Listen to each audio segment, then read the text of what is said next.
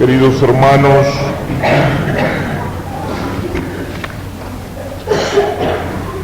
en este día de la novena rezamos especialmente por los jóvenes. Es el día dedicado a la juventud. La Iglesia mira de una manera particular hacia la juventud. Todos miran a la juventud, pero hay dos formas a veces de mirarla que son equivocadas.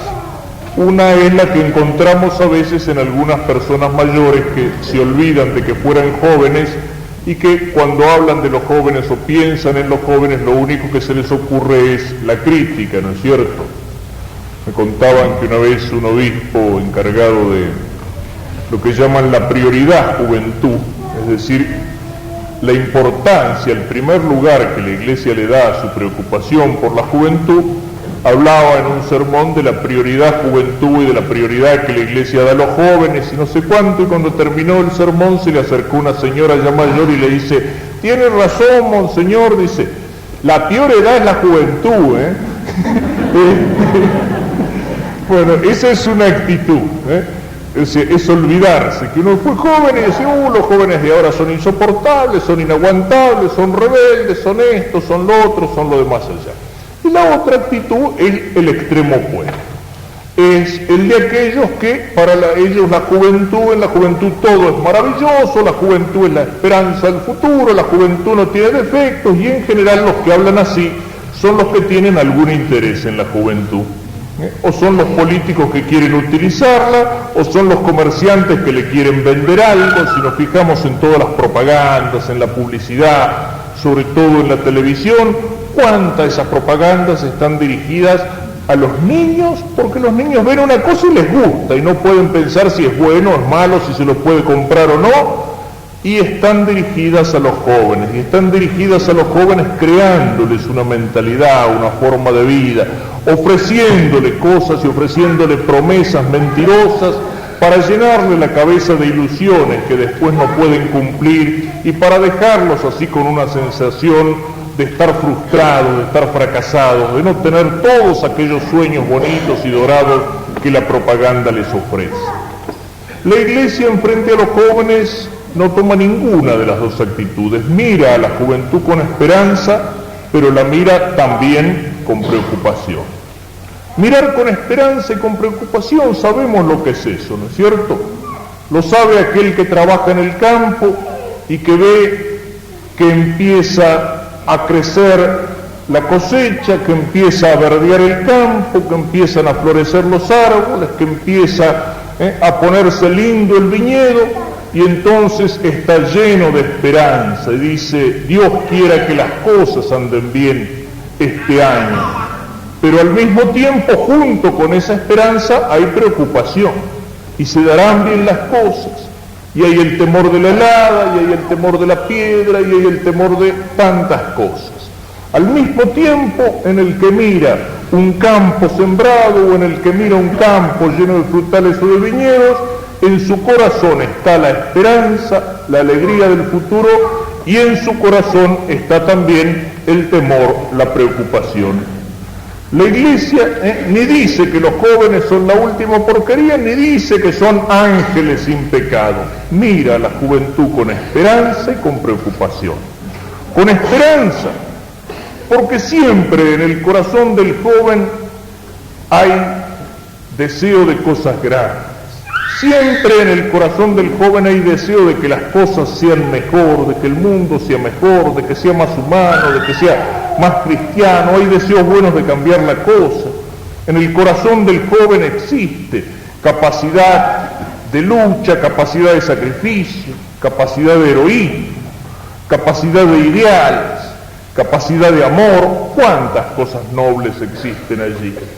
Pero eso, cuando uno mira en los jóvenes todas esas cosas lindas, todas esas cosas grandes, también se preocupa y se pregunta: ¿pero cómo andará él?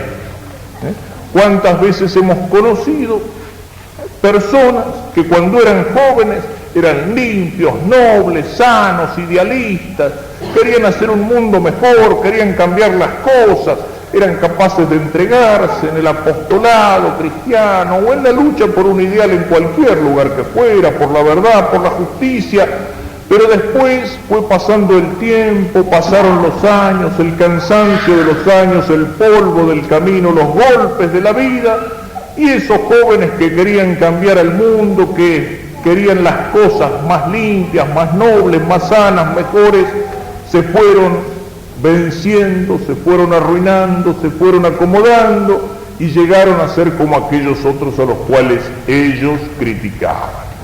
Ellos criticaban.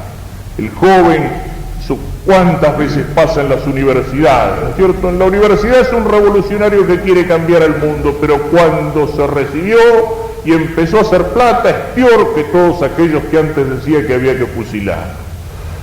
Es una esperanza, pero es una esperanza que nos llena de preocupación. Por eso para la Iglesia tiene que ser en primer lugar motivo de oración, ¿cierto? Rezar de una manera particular por nuestros jóvenes, por los jóvenes de este pueblo, por los jóvenes de nuestra provincia, por los jóvenes de nuestra patria y por todos los jóvenes del mundo. Para que Dios en su corazón haga crecer esa semilla de esperanza, esa capacidad de ideal, de cosas nobles, lindas, sanas, buenas, y para que el Señor proteja, así como le pedimos al Señor que proteja la cosecha de la helada o de la piedra o de la plaga, que el Señor proteja a la juventud de todas las plagas que la amenazan. Es una oración, decíamos, llena de preocupación. Pedir en primer lugar que haya jóvenes. Parece una cosa un poco absurda. Sí, pedir en primer lugar que haya jóvenes, porque en el mundo que vivimos existe una mentalidad cada vez más extendida que rechaza la vida, que rechaza el don de la vida. Existen padres que rechazan el don de la vida, que miran la venida de una nueva vida, que miran esa obra tan linda y tan grande como es ser colaboradores de Dios para comunicar la vida a un nuevo ser, no como una bendición de Dios, sino como ¿qué? Como un problema, como un peso, como un sacrificio. Hay una mentalidad de rechazo de la vida.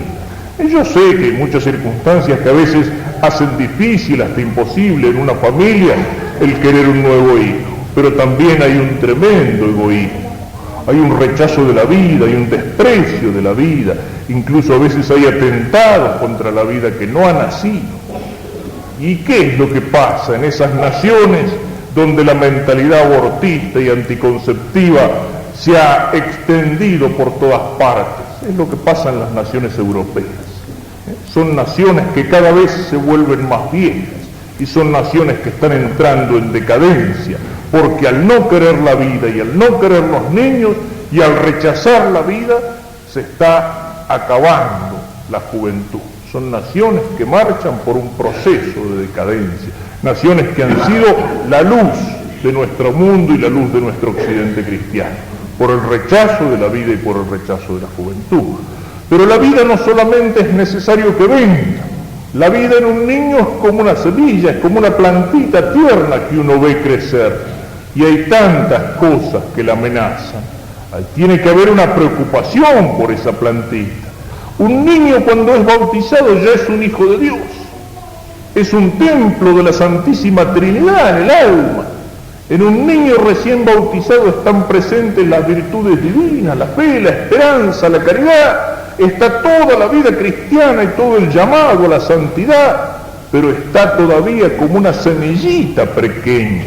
Esa es la gran responsabilidad que tienen los padres y que tienen como ayudantes de los padres los padrinos en el bautismo.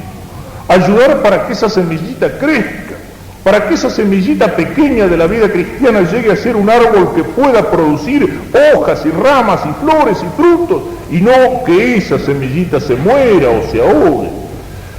¿Cuántas veces se preocupan a veces los padres, incluso padres que se llaman cristianos, para que los niños crezcan, para que no les falte de comer, de vestirse, para que crezcan sanos, para que crezcan fuertes en el cuerpo?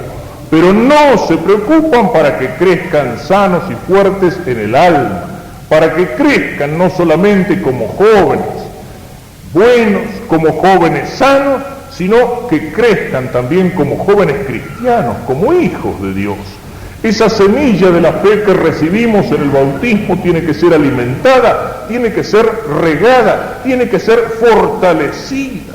Y esa es la primera responsabilidad, es la responsabilidad de la familia. La familia cristiana no puede sacarse de encima esa responsabilidad diciendo, bueno, lo hace el padre, lo hace la catequista, lo hacen en el colegio. No. Las primeras semillas de vida cristiana que se siembran en el alma de un niño son las más fuertes, son las que no van a desarraigar los golpes de la vida.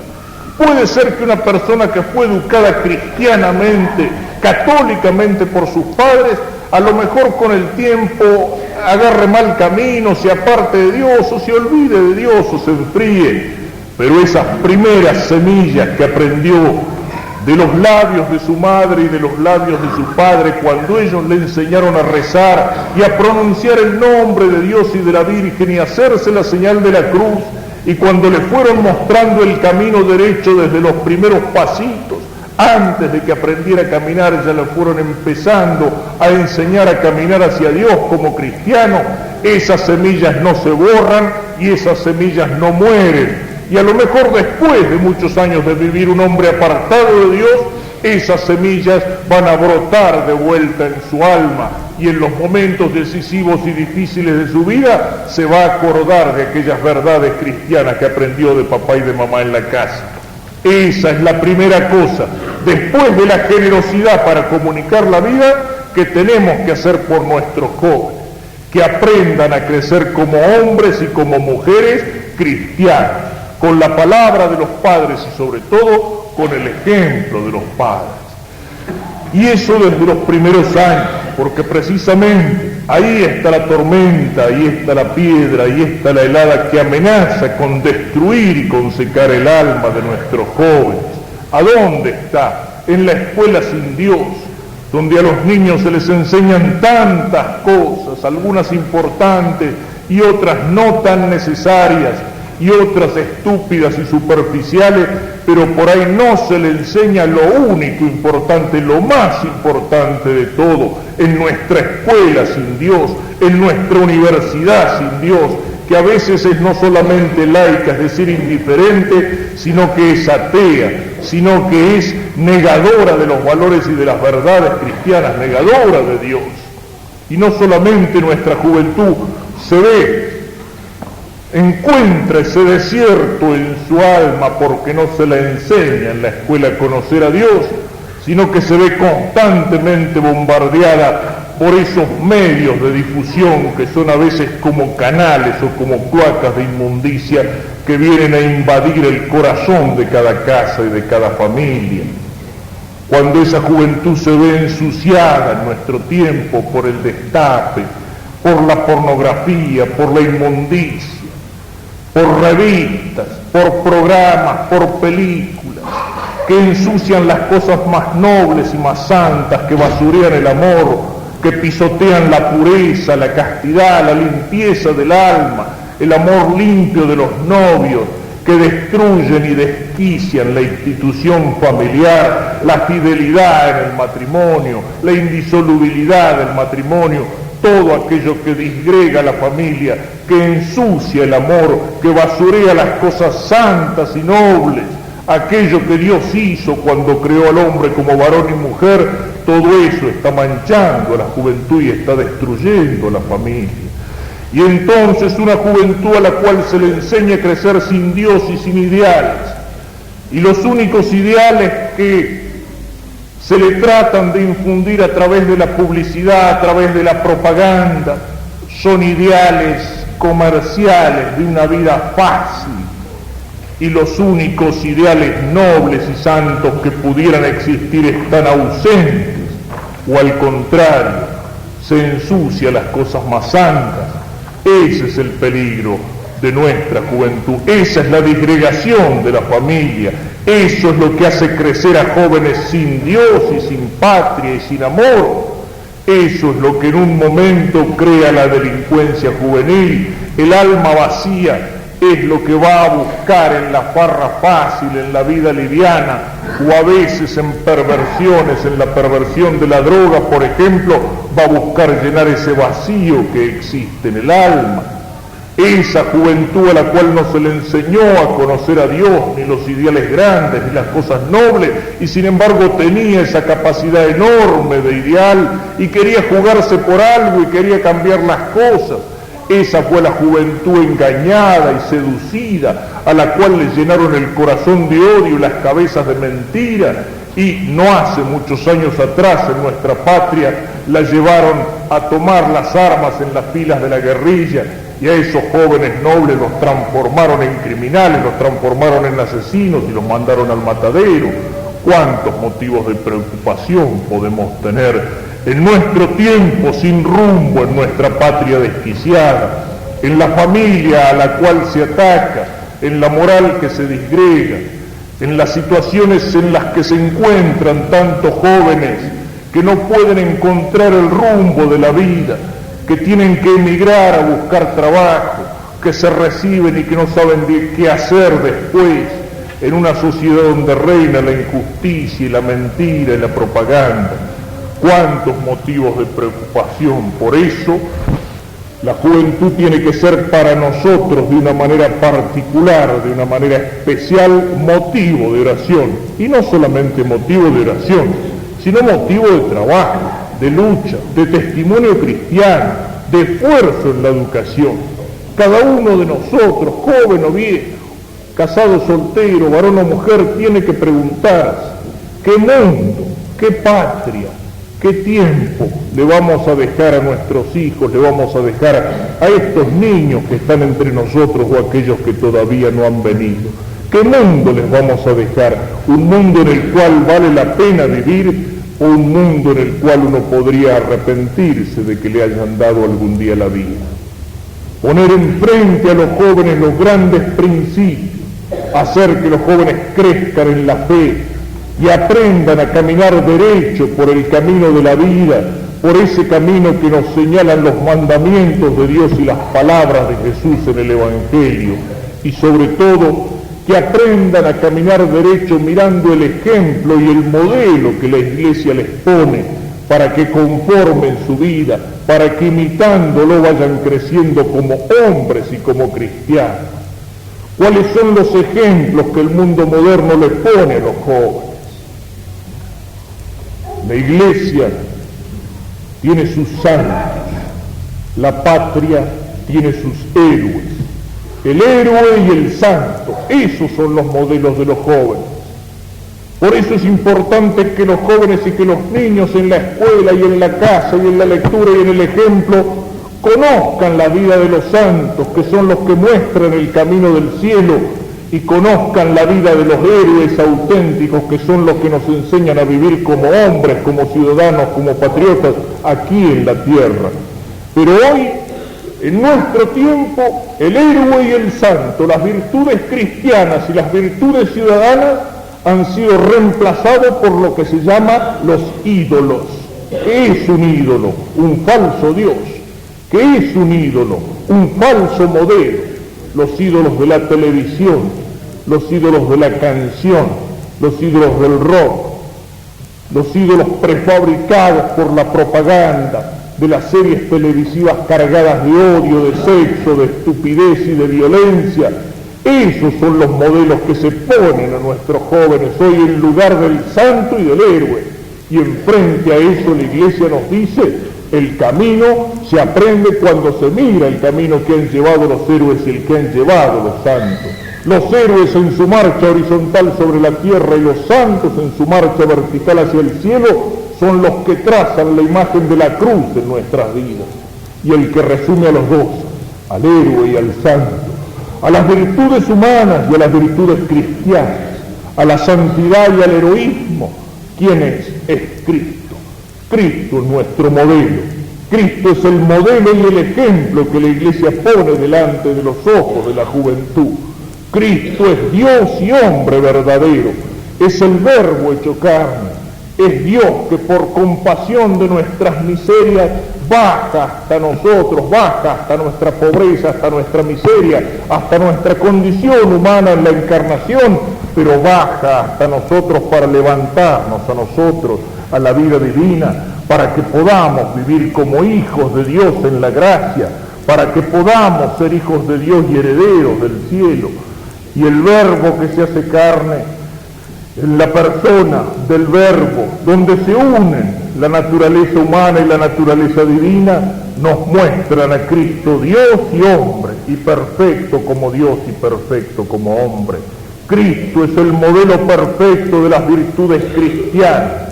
Cristo, que conoce al Padre desde toda la eternidad, es el modelo de nuestra fe católica, que tiene que ser como el conocimiento de Cristo, una fe firme y segura. Cristo, en el amor de su corazón, no es el amor que es puro sentimiento pasajero, sino que es la caridad divina, es el amor de Dios que lo llevó hasta la encarnación, hasta la cruz, hasta la Eucaristía, hasta entregarnos su Madre. Cristo es el modelo de nuestra fe, de nuestra esperanza y de nuestra caridad. Y Cristo es el hombre perfecto, el hombre sin pecado, el hombre en el cual se juntan todas las virtudes, incluso aquellas virtudes aparentemente más opuestas. En Cristo se junta la mansedumbre del Cordero y se junta la firmeza y la fortaleza. Es un mismo Cristo el que dice: dejad que los niños vengan a mí, y el Cristo que se indigna y toma el látigo en la mano para expulsar a los mercaderes del templo. Es el mismo Cristo el que tiene palabras de perdón para los pecadores arrepentidos y palabras duras para los fariseos que se consideran justos, que no tienen necesidad de penitencia. Es el mismo Cristo el que se retira en el silencio y en la oración para encontrarse con el Padre, y el Cristo que sabe predicar la verdad a las multitudes y dar el testimonio de la verdad hasta jugarse la vida, hasta el acto supremo del martirio en la cruz. Ese Cristo infinitamente perfecto, ese Cristo que hasta en su muerte, si ustedes han visto ese retrato de Cristo no pintado por mano humana, ese retrato que Jesús dejó impresa en la sábana santa, nos muestra cómo en Cristo se juntan tantas cosas. Es un retrato donde el rostro martirizado de Cristo nos muestra el supremo dolor, los signos de las espinas clavadas en su frente, de los golpes y de los vejámenes sufridos. Un tremendo dolor hay en ese rostro de Cristo muerto impreso en la sábana, pero al mismo tiempo hay una inmensa paz, una inmensa mansedumbre, una serenidad que aterra. Así en Cristo se juntan todas las virtudes, así Cristo es perfecto como Dios y es perfecto como hombre. Y mirando a Cristo, conociendo más a Cristo, amando a Cristo, preguntándome en cada momento de mi vida qué es lo que Cristo haría si Cristo estuviera en mi situación, tratando de tener en mi fe la firmeza y la certeza de Cristo, tratando de tener en mi corazón los amores y los sentimientos de Cristo, tratando de tener en la esperanza la misma escala de valores que Cristo tenía en su vida, entonces yo lo voy imitando. Así crece la semilla de la vida cristiana. La vida cristiana es una imitación de Cristo, y esa semilla pequeña que recibimos en el bautismo crece y se hace planta y árbol fuerte. ¿Cuándo? Cuando vivimos siguiendo los pasos de Cristo, cuando cada vez vamos siendo más parecidos a Jesús, cuando podemos llegar a decir algún día, y eso es la santidad, decir algún día con San Pablo: ya no soy yo el que vivo, es Cristo el que vive en mí. Cuando uno mira y admira a una persona, aunque no quiera, la toma como modelo, tiende a imitarla, tiende a conformarse a él. Eso es lo que Cristo nos presenta. Cristo es el ideal encarnado. Toda la doctrina, toda la moral, todos los mandamientos, todas las enseñanzas que la Iglesia nos puede dar no son solo un programa escrito o una serie de puntos o de conclusiones o la plataforma de un partido político o las ideas filosóficas de una sociedad determinada. No, todo eso está encarnado en Cristo. Todo lo que la Iglesia nos enseña está encarnado en la persona de Cristo. Y el ideal que la Iglesia nos presenta es un ideal hecho hombre y es un ideal hecho carne, en ese Verbo de Dios, en ese Cristo, Dios y hombre, que bajó hasta nosotros desde el cielo para mostrarnos con su vida, con su palabra y con su ejemplo el camino hacia el cielo, el camino del cielo. Que Cristo sea entonces el modelo de nuestra juventud, para que podamos apartar entonces de nuestro corazón todos los temores y para que las esperanzas que anidan en él un día se realicen.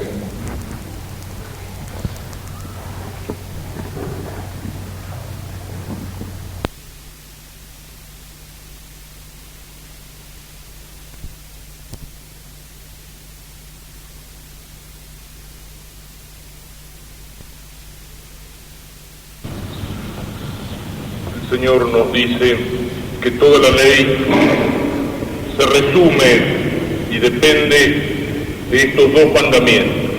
El primero, que es amar a Dios por sobre todas las cosas, con todo el corazón, con todo el alma. Y el segundo, no igual, pero sí semejante a este, amar al prójimo como a nosotros mismos.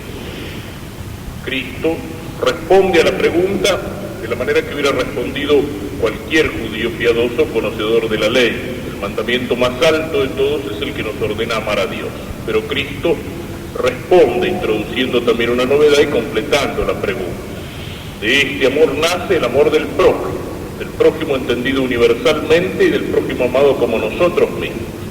Todos los otros mandamientos aparecen resumidos en estos dos. Es decir, el doble mandamiento del amor, el mandamiento de la caridad, resume a todos los otros mandamientos. ¿Y qué significa esta caridad? ¿Qué significa este amor? En primer lugar, podemos señalar lo que no significa. Palabra falsificada, la palabra amor, la palabra caridad, como tantas palabras de nuestro tiempo, que juega con las palabras vaciándolas de su contenido. La palabra amor es una de las palabras más hermosas que pueden estar en los labios del hombre. La palabra que elige San Juan para darle el nombre a Dios. Dios es amor, Dios es caridad, Deus caritas es. Sin embargo, esa palabra es una palabra ensuciada, basureada. Pensemos en los medios de comunicación.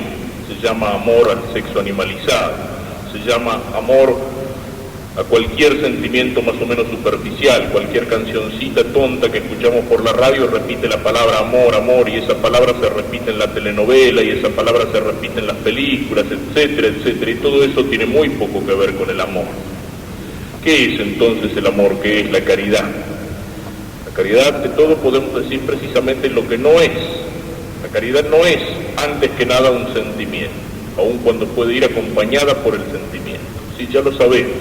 Pero si insisto en esto, y lo insisto con cierta frecuencia, es porque precisamente una de las características del hombre contemporáneo, trabajado a través de los medios de comunicación, es vivir sobre el plano de los sentimientos. Es vivir primordialmente sobre el plano de los sentimientos. Es el hombre patas arriba, es el hombre invertido. Es el hombre que en lugar de ser inteligencia que ilumina la voluntad que ama el bien, y sentimientos y pasiones capaces de entusiasmarlo por lo que es verdadero y por lo que es bueno, vive en el plano de los sentimientos, de las pasiones, de los instintos, de las ganas, me gusta, no me gusta. Es el hombre que vive en la superficie de las cosas. Y la caridad no puede ser eso, es algo mucho más profundo que todo eso. No pongamos nuestros amores fundamentales sobre el césped que se marchita. No pongamos nuestros amores fundamentales sobre aquellos sentimientos del corazón del hombre que es veleta movida por todos los vientos. Eso es como edificar sobre arena movediza. El amor de Dios no es antes que nada sentimiento. ¿Por qué? Porque nuestros sentimientos se dirigen con más fuerza a las cosas inmediatas. Es más fácil enamorarse de una persona que nos gusta que enamorarse de Dios, a quien no vemos.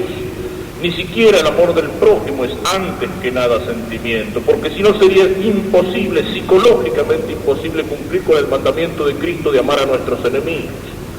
Y a veces el sentimiento se desborda, el sentimiento se desordena, y a veces los sentimientos más intensos precisamente son los más desordenados. Un hombre casado de 50 años puede enamorarse perdidamente, desesperadamente de una chiquilina de 15 o 16 años. Y ese amor él trata de ser fiel a su familia, a su matrimonio, a sus hijos, trata de vencerlo y se le hace cuesta arriba. Yo he visto hombres llorando, no puedo sacármelo de encima. Y sin embargo, esa pasión intensa está muy lejos de ser caridad, todo lo contrario. Y si él se dejara llevar por eso, digamos, pecaría, estaría ofendiendo a la caridad. No es entonces antes que nada sentimiento, y cuando se la toma así, ¿qué pasa? Que la caridad con respecto a Dios se hace, bueno, cuando tengo ganas rezo, cuando lo siento rezo, cuando no lo siento dejo de rezar, dejo de ir a misa. Esa autenticidad que se entiende como una espontaneidad animal, como una espontaneidad sensitiva. No, es algo mucho más serio, más profundo. Y con el amor al prójimo, ¿qué pasa cuando se lo entiende así sobre el plano del sentimiento?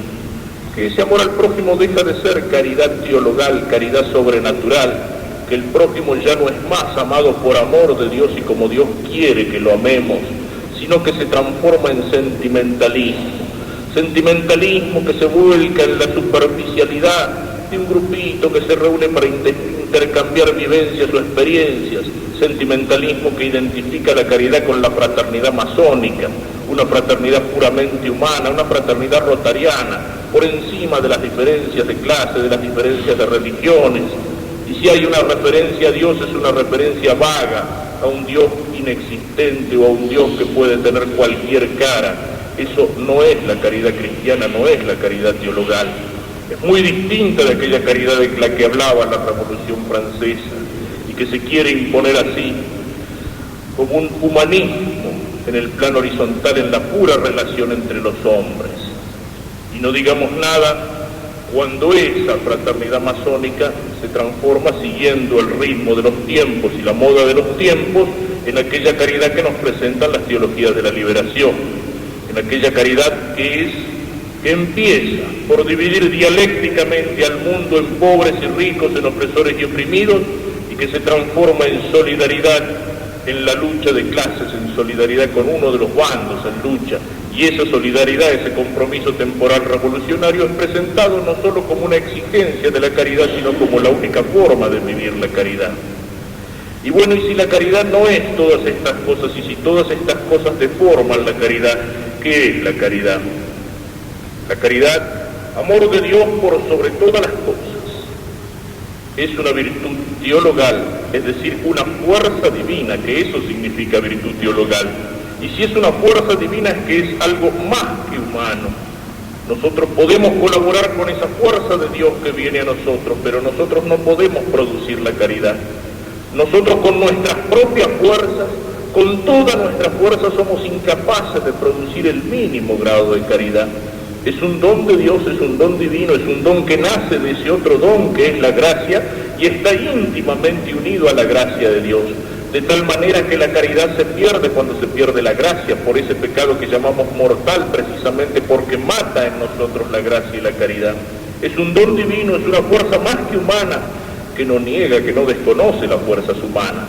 Todos los amores humanos buenos, todos los amores humanos sanos, todos los amores humanos legítimos son asumidos por la caridad, son purificados, son elevados a un plano superior. Pensemos en el amor matrimonial. ¿Qué es lo que hace el sacramento del matrimonio?